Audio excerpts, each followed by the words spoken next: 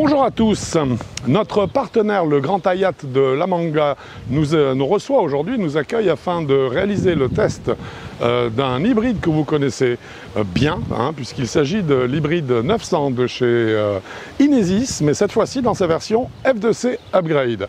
Donc un club qui a beaucoup de valeur à nos yeux.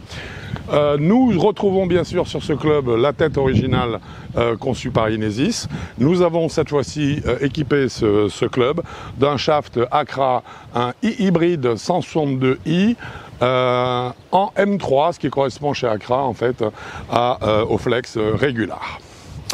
Nous allons sur le parcours sud, là où se disputent les grandes épreuves du Senior Tour européen, du Ladies European Tour également.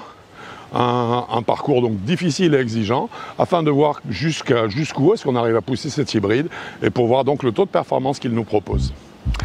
A tout de suite.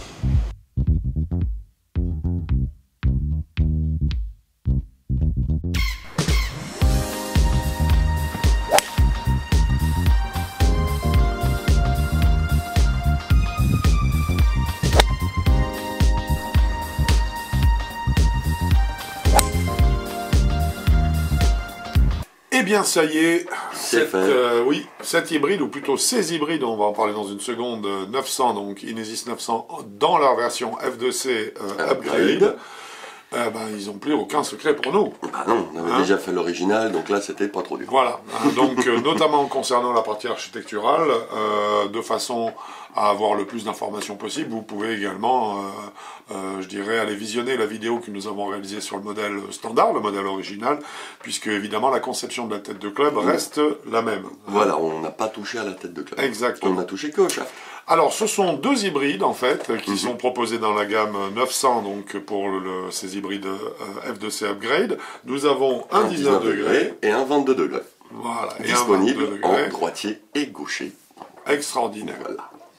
D'un point de vue architectural, donc rien ne change par rapport au modèle original concernant la tête, on vient de le dire, puisque nous avons toujours affaire à un châssis de club qui est réalisé en acier 17-4, donc il s'agit simplement d'inox, tout simplement, et une couronne en acier inox également, qui est de l'inox 450 cette fois-ci, qui vient donc recouvrir le dessus de la tête de club, voilà. Tout simplement.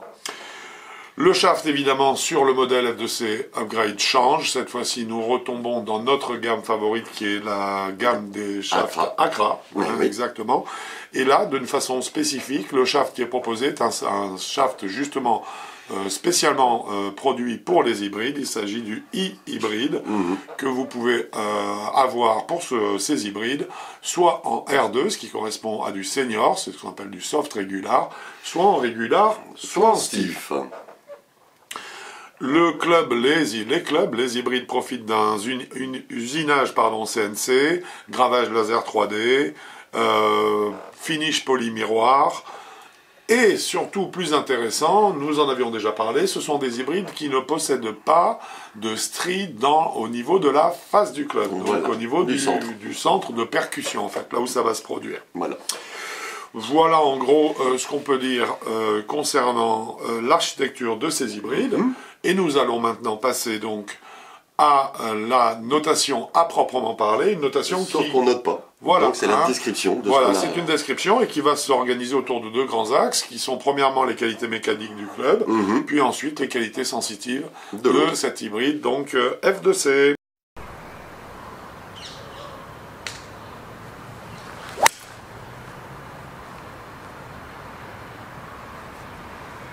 Bien, alors concernant donc ces qualités mécaniques, on commence bien sûr par la qualité des matériaux. Qu'est-ce que tu as à en dire, mon cher? En fait, il n'y a rien qui change, c'est du très bon matériel, le fait d'avoir... Si, il y a quelque chose qui change.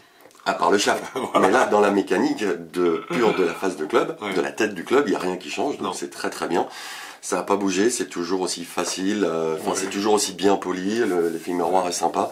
Il a toujours cet effet un petit peu sportif. Oui, qui est renforcé d'ailleurs par la présence du shaft. Voilà. Qui lui donne un look encore un peu plus sérieux, pas un peu gros joueur. Voilà. Plutôt dans ce genre-là. Donc assez agréable et puis là-dessus, c'est vraiment les finitions sont parfaites. Ouais, absolument. Là, puis comme il n'y a pas beaucoup de technologie. technologie embarquée, bah, c'est facile, il suffit juste d'emboîter, ouais, de bien absolument. souder. C'est exactement ça. Et c'est fait comme ça, et c'est vachement bien réussi, je trouve. Voilà, c'est parfait. Donc ça, c'est vraiment une grande réussite. Niveau statique, placement devant la balle, moi personnellement, j'ai trouvé ça franchement super. L'emplacement est juste par rapport à mes habitudes. Je jouais avant d'adopter cet hybride, je jouais un autre 19 degrés d'une autre marque, qui va être remplacé évidemment, parce que justement je trouve que là le placement de balle est excellent et je trouve que le visuel de la tête de club est très agréable et il donne bien confiance à l'adresse. Ah oui, complètement. Et puis surtout, ce que j'aime bien comme d'habitude, c'est que tu peux poser le club un peu sur le talon. La face de club bouge pas d'un millimètre, elle est toujours square, donc parfait. Là-dessus, rien à dire, il repose bien, la semelle est un petit peu large, donc ça facilite un peu les choses. Mais il n'y a pas d'erreur de conception au niveau de la semelle, donc il repose parfaitement. Oui, absolument. Moment d'inertie, comment est-ce que justement cette tête de club, tu as trouvé qu'elle résistait sur les coups décentrés notamment? Elle résiste très très bien.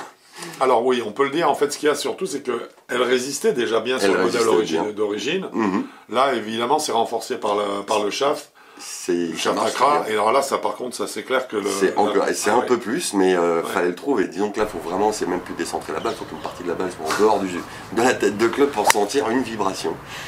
Donc non, là-dessus, le moment d'inertie est redoutable, et très efficace. Absolument, très efficace, très bien. En termes de spin, c'est un club qui nous a amené vers quelle zone? On a le même spin qu'avant, c'est-à-dire à 3700 tours. Donc ça, c'est très bien.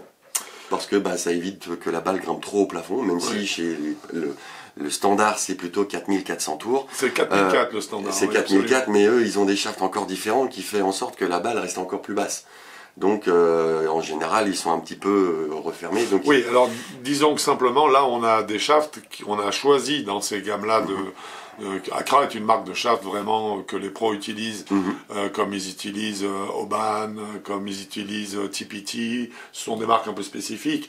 Dans leur gamme, il est évident que là, on n'a pas mis un shaft d'hybride qui rende le travail impossible pour faire décoller la balle. Voilà.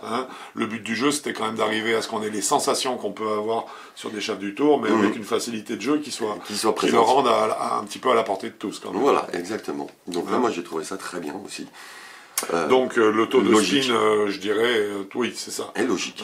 Il est complètement logique, je suis d'accord. Alors évidemment, on va pas parler de stock shaft. Bah non, puisqu'il n'y en a qu'un. Voilà, donc il s'agit bien donc de ce shaft Accra et hybride. D'accord. Par contre, on peut parler des grippes. Bah là, il y en a plein. Il y a à peu près tout ce qu'on veut. Cordé, semi-cordé, non cordé. Sachant qu'à l'origine, le modèle que nous avons retenu, à la fois pour l'équilibrage du club et pour les qualités, je dirais, de préhension qu'il présente, c'est le Lamkin Crossline, qui est un grip qui est très agréable parce que un peu charnu, on peut le dire. Et puis on a l'impression qu'il compose plus facilement les mains dessus. Oui, c'est ça, il reste avec le repère de la ligne rouge en dessous.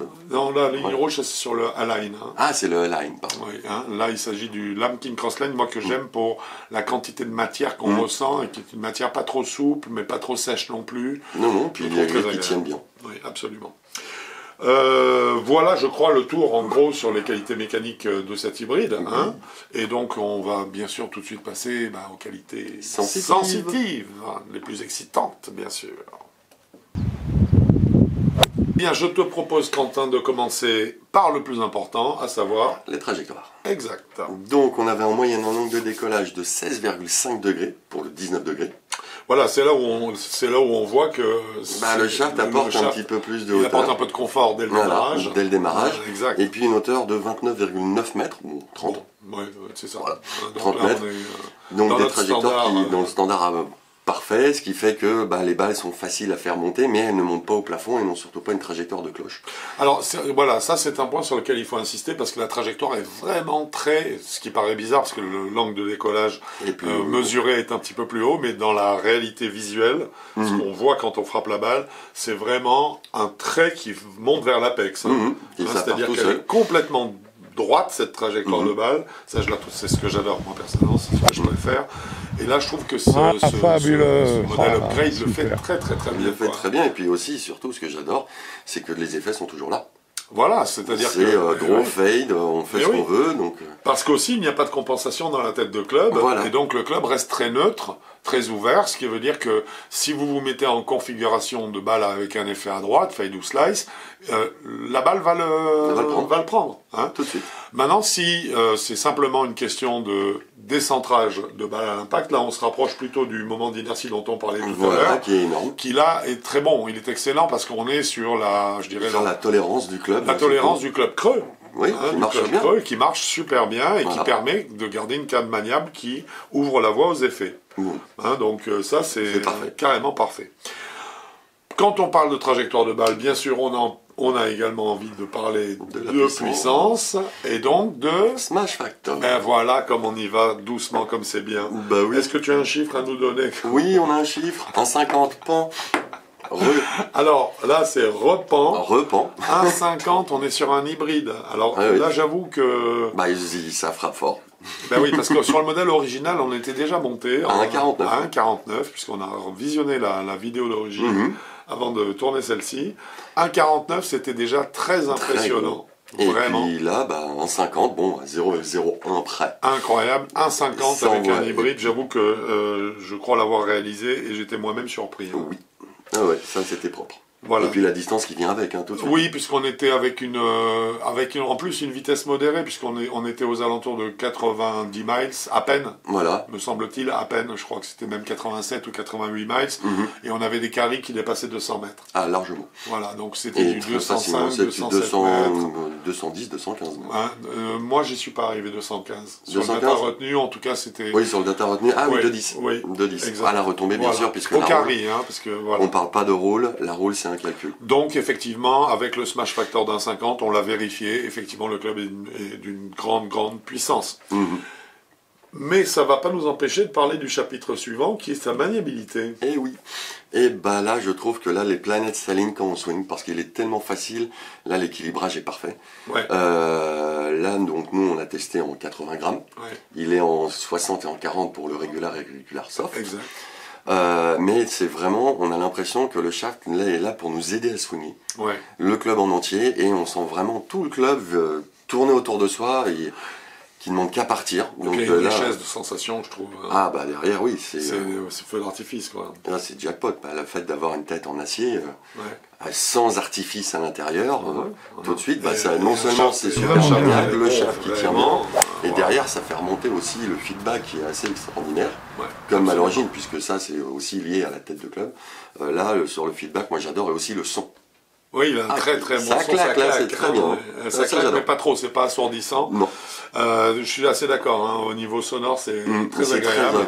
Très agréable, et le club est, pour revenir à la phrase précédente, globalement, je trouve très maniable, effectivement, donc très sain, ce qui est rassurant lorsqu'on commence à arriver à des zones où on ne peut pas se permettre de perdre trop de points. Non, là, il vaut mieux éviter d'en perdre bêtement. Exactement. Hein.